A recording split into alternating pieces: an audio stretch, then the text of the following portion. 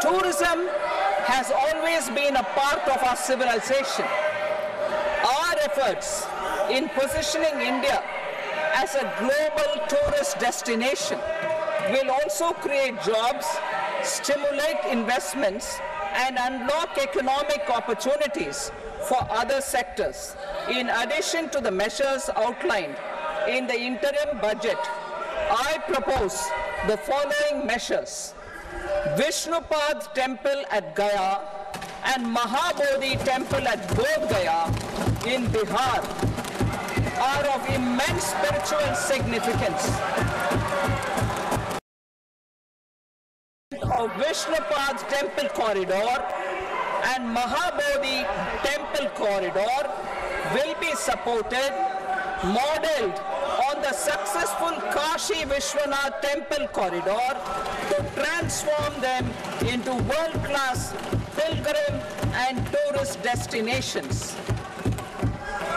Rajgir holds for Hindus, Buddhists and Jains. The 20th Tirthankara Muniswarata temple in the Jain temple complex is ancient. The Saptarishi or the 7 hot springs form a warm water Brahmkund that is sacred. A comprehensive development initiative for Rajgir will be undertaken. Our government will support the development of Nalanda as a tourist center, besides reviving Nalanda University to its glorious stature. Odisha's scenic beauty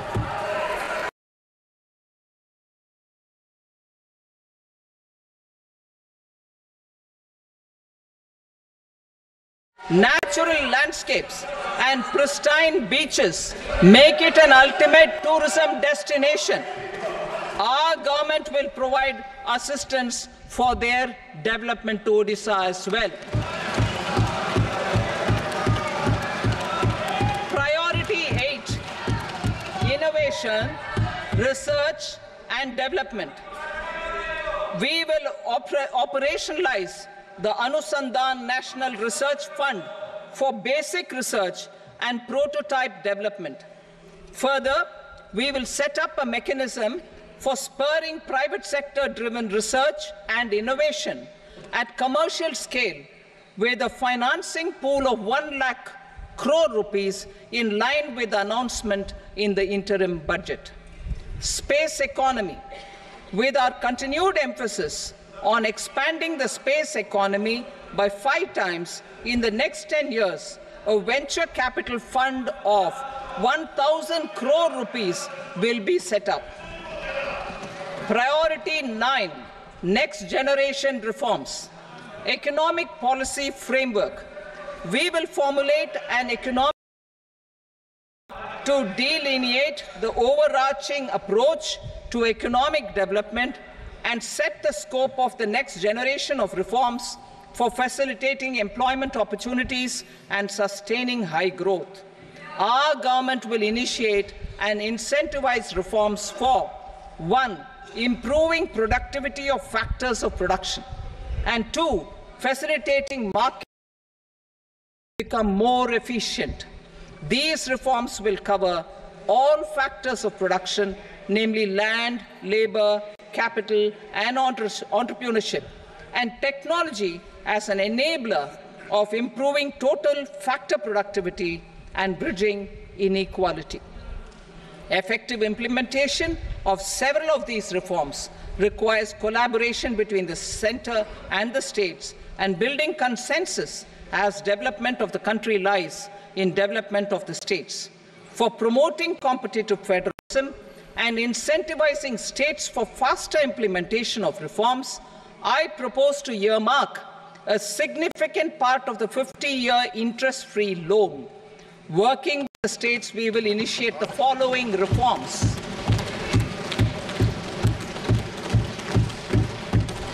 Land-related reforms and actions, both in the rural and urban areas, will cover land administration, will cover 1. land administration, planning and management, and 2, urban planning usage and building bylaws.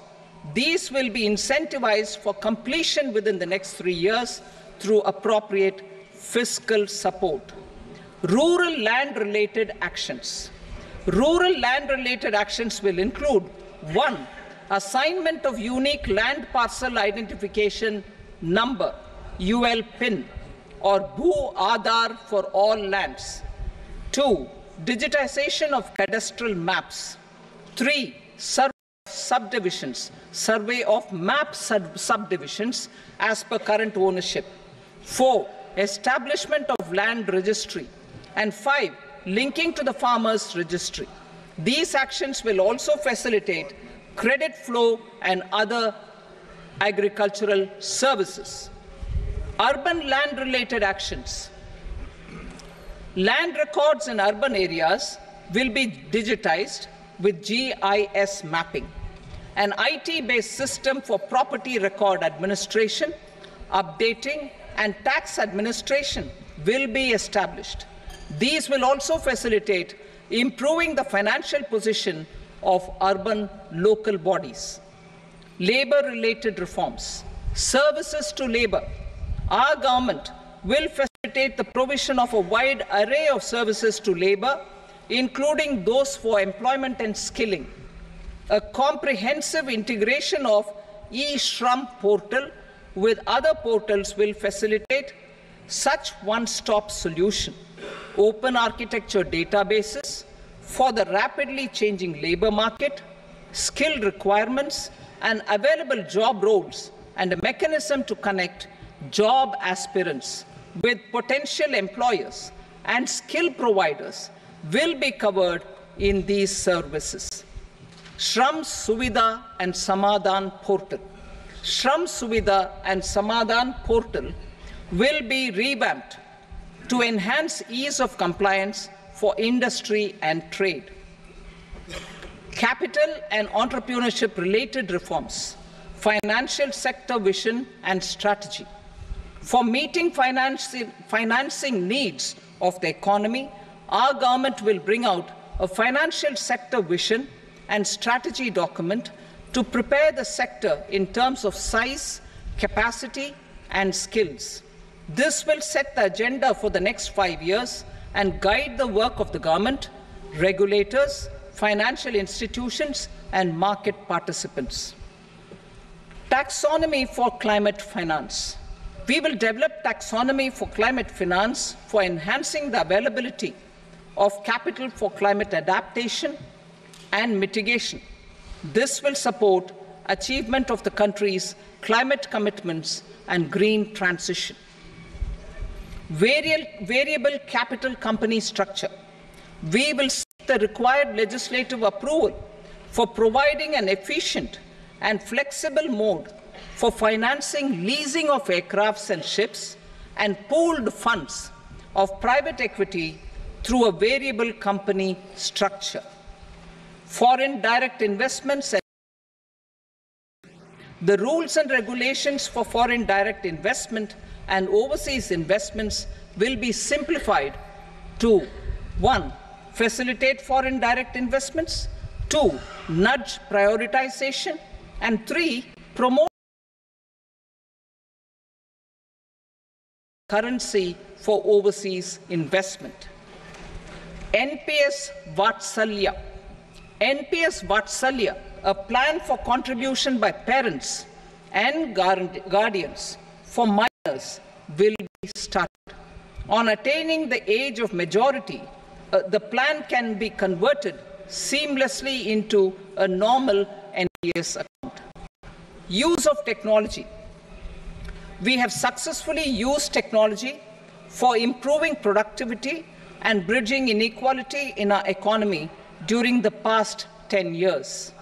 Public investment in digital infrastructure and innovations by the private sector have helped in improving access of all citizens, particularly the common people, to market resources, education, health and services.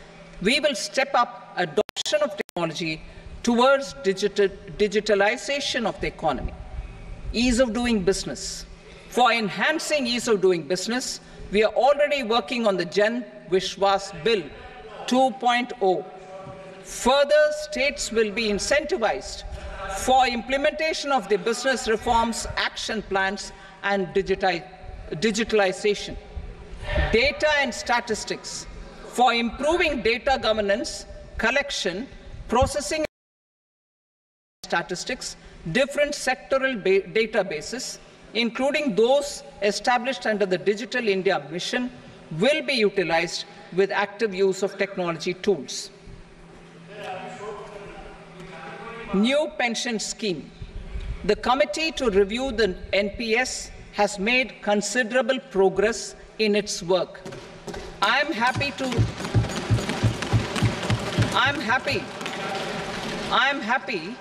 that the staff side of the National Council of the Joint Consultative Machinery for Central Government Employees has taken a constructive approach. A solution will be evolved which addresses the relevant issues while maintaining fiscal prudence to protect the common citizens. Budget estimates for 24-25. For the year 24-25, total receipts other than borrowings and the total expenditure are estimated at 32.07 lakh crore rupees and 48.21 lakh crore rupees respectively. The net tax receipts are estimated at 25.83 lakh crore rupees. The fiscal deficit is estimated at 4.9% of the GDP. The gross and the net market borrowings through dated securities during 24-25 are estimated at 14.01 lakh crore rupees and 11.63 lakh crore rupees respectively. Both will be less than that in 23-24. The fiscal consolidation path announced by me in 2021 has served our economy very well, and we aim to reach the deficit below 4.5% next year. The government is committed to staying the course. From 2026-27 onwards, our endeavor will be to keep the fiscal deficit each year such that the central government's debt will be on a declining path as percentage of GDP. I will now move to Part B.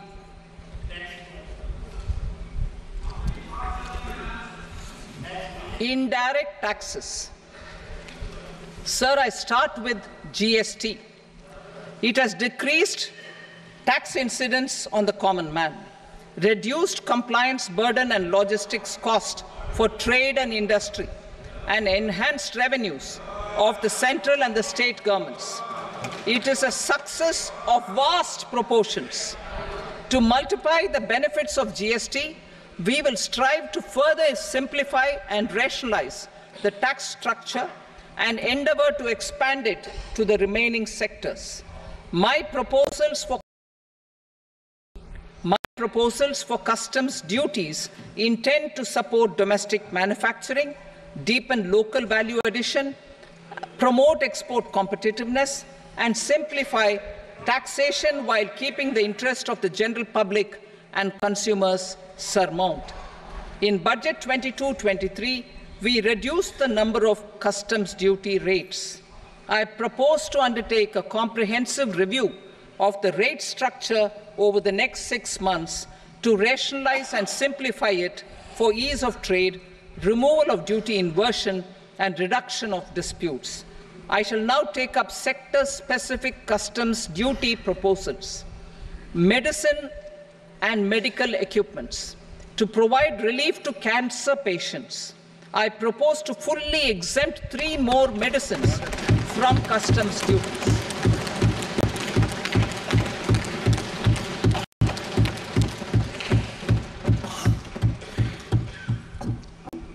I also propose changes in the BCD on X-ray tubes and flat panel detectors for use in medical X-ray machines under the phased manufacturing program so as to synchronize them with the domestic capacity addition. Mobile phone and related parts.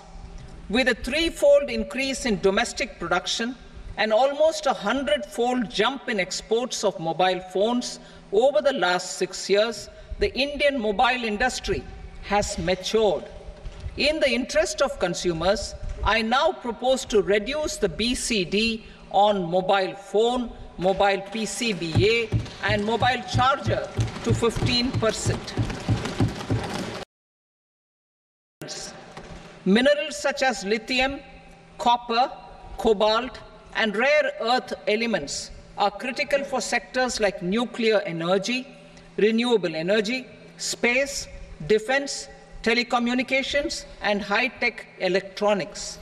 I propose to fully exempt customs duties on 25 critical minerals and reduce BCD on 2 of them. This will provide a major fillip to the processing and refining of such minerals and help secure their availability for these strategic and important sectors. Solar energy. Energy transition is critical in the fight against climate change. To support energy transition, I propose to expand the list of exempted capital goods for use in the manufacture of solar cells and panels in the country. Further, in view of sufficient domestic manufacturing capacity of solar gas, glass, and tinned copper interconnect, I propose not to extend the exemption of custom duties provided to them. Marine products. India's seafood exports in the last financial year touched an all-time high of more than 60,000 crores of rupees. Frozen shrimp accounted for about 2/3 of these exports. To enhance their competitiveness, I propose to reduce BCD on certain broodstock, polychaete worms, shrimp, and fish feed to 5%. I also propose to exempt customs duty on various inputs for manufacture of shrimp and fish feed. Leather and textile. Similarly, to enhance the competitiveness of exports in the leather and textile sectors, I propose to reduce BCD on real down-filling material from duck or goose. I am also making additions to the list of exempted goods for manufacture of leather and textile garments, footwear, and other leather articles for export. To rectify inversion in duty, I propose to reduce BCD subject to conditions on methylene diphenyl diisocyanate, MDI, for manufacture of spandex yarn from 7.5 to 5%.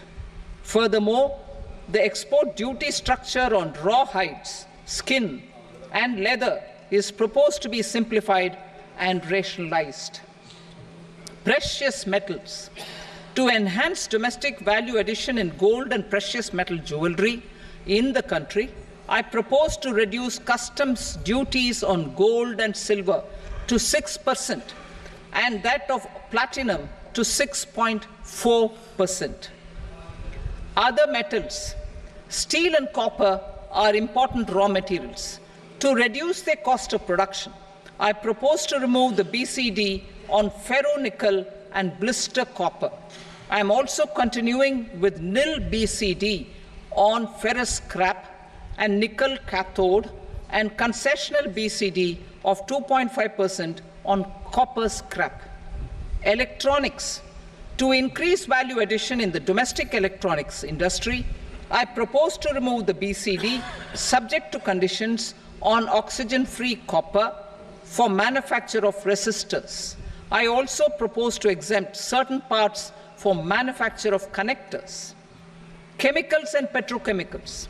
To support existing and new capacities, I propose to increase the BCD on ammonium nitrate from 7.5% to 10%. Plastics. PVC flex banners are non-biodegradable and hazardous for environment and health. To curb their imports, I propose to raise the BCD on them from 10 to 25%. Telecommunication equipment. To incentivize domestic manufacturing, I propose to increase the BCD from 10 to 15% on PCBA of specified telecom equipment. Trade facilitation. To promote domestic aviation and boat and ship MRO, I propose to extend the period for export of goods imported for repairs from 6 months to 1 year. I'll read that again. To promote domestic aviation and boat and ship maintenance, repair and operations, I propose to extend the period for export of goods imported for repairs from 6 months to 1 year. In the same vein, I propose to extend the time limit for re-import of goods for repairs under warranty from 3 to 5 years. I now move to direct taxes. We will continue our efforts to simplify taxes, improve taxpayer services, provide tax certainty, and reduce litigation, while enhancing revenues for funding the development and welfare schemes of the government. It has been our endeavor to simplify taxation. We have taken a number of measures in the last few years, including introduction of simplified tax regimes without exemptions and deductions for corporate tax and for personal income tax. This has been appreciated by taxpayers. 58% of corporate tax came from the simplified tax regime in the financial year 22-23. Similarly, as per data available till now, for the last fiscal, more than 2/3 have availed the new personal income tax regime. Comprehensive review of the Income Tax Act. I am now announcing a comprehensive review of the Income Tax Act 1961. The purpose is to make the Act concise, lucid, easy to read and understand. This will reduce disputes and litigation, thereby providing tax certainty to the taxpayers. I will also bring down the demand embroiled in litigation. It is proposed to be completed in 6 months. A beginning is being made in the Finance Bill by simplifying the tax regime for charities